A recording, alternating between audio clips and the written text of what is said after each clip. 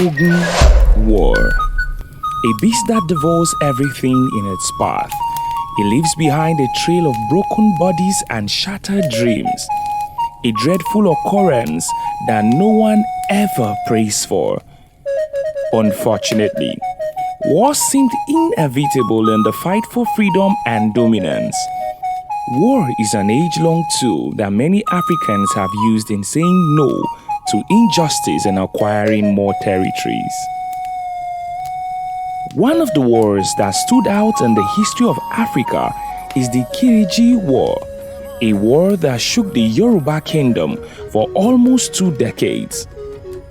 The war was fought for 16 years, and it was one of the longest and bloodiest wars in Yoruba history.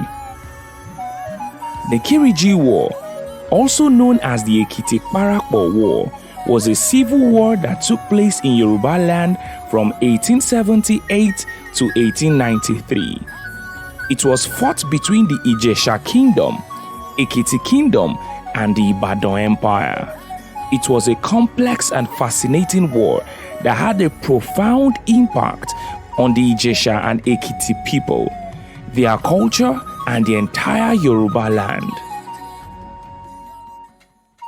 Considering the impact of the war and its relevance in African history, one could not help but be curious about what led to the war, the factions involved, the legends that were proactive in the war, the tactics they used, and who won the war. Don't worry, all these and more will be answered as we explore the Kiriji War that shook the entire Yoruba Kingdom. First, let's start with what led to the war. Of course, we know that there is no smoke without fire. When two empires who have been living in peace and harmony suddenly turn their backs against each other, we know that something has gone wrong. One of the prominent causes of the war is Ijesha and Ekiti's desire to maintain its independence from Ibadan and Ibadan's expansionist ambition. Here is what happened. The Ibadan Empire was a beautiful city-state that had emerged as the dominant force in Yoruba land after the collapse of the Oyo Empire. Ibadan's leaders had ambitious plans to expand their empire and control all of Yoruba land. They wanted to grow bigger and bigger, and one of their approaches is capturing other small kingdoms and indirectly ruling them. The Ibadan Empire was able to achieve its goal to some extent. After all, it is presently the largest city in West Africa and the second largest city in Africa. As the Ibadan Empire was proactive in its expansion, it set eyes on the Eastern Yoruba, especially on the Ekiti Kingdom and the Ijesha Kingdom. The Ijesha Kingdom and the Ekiti Kingdom were one of the few remaining independent kingdoms in Yoruba land, and the Ibadan leaders knew it. It would not be an easy task to capture the kingdom. However, Ibadan leaders were determined to bring it under their control. As Ibadan leaders were being strategic about capturing the two kingdoms, Ekiti and Ijesha leaders, who were rooted in their culture and heritage, were determined to resist Ibadan's expansionist ambitions, and they were willing to fight for their independence. As the Yoruba adage says, "Kakakeku ma je sese afi sawadanu." The Ibadan was willing to give it whatever it takes to capture the Ijesha kingdom, or else they shall not know peace. But that wasn't even how it started. The Ibadan Empire was strategic about dominating the Yoruba kingdom, and they believed they could achieve that if they were subtle about it. That was why the Ibadan leaders began to interfere with the internal affairs of Ijesha and Ekiti. That way, even if they can't fully capture the Ijesha and Ekiti kingdom, they would be controlling it. The Ibadan leaders would disrupt the process of choosing leaders in the Ijesha and Ekiti kingdoms, and they would install their own puppets as rulers and demand tribute. With the leaders the Ibadan Empire installed, the Ijesha and Ekiti people were experiencing a setback. The kingdom was not advancing because Ibadan had a huge say in their affairs. The people of Ijesha and Ekiti would work hard, and most of their output would be sent to the Ibadan Empire as tribute. They only had access to little of their hard work, and this caused resentment and anger among the Ijesha people. Other than Ibadan Empire's interference, there was also a dispute over the Ikirun chieftaincy. The Ikirun chieftaincy was a strategically important town in Ijesha land.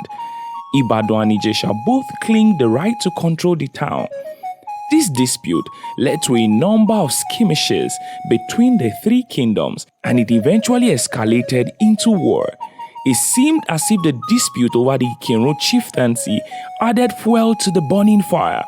The anger, resentment, and bitterness of the Ijesha people against the Ibadan Empire was escalated by the dispute over the Ikirun chieftaincy. In addition to these causes, the Ekiti-Parapo War was also caused by a border decline in Yoruba unity and cohesion.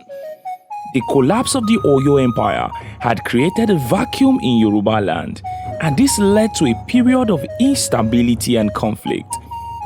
Ibadan's ambitions exacerbated these tensions and ultimately led to the outbreak of war.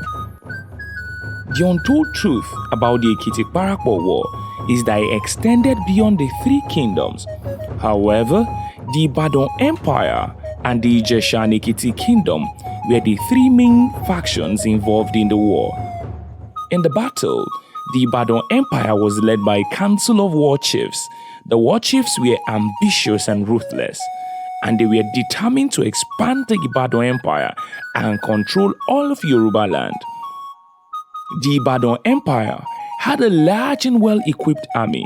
The Ibadan army was made up of professional soldiers and conscripts. They were also equipped with modern weapons such as cannons and rifles. The Ibadan Empire was a great one in Yoruba land at that time, and they could easily defeat their enemies. When the war began, the people of Ijesha and Ekiti were fearful, and they were almost giving up on winning the Ibadan Empire. When the leaders of Ekiti Kingdom perceived the weariness in the heart of the people, they found a way to encourage them.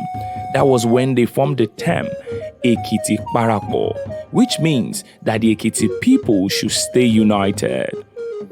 Even though this seemed like just a word, it encouraged the Ijesha and Ekiti people to protect their kingdom from the Ibadan Empire.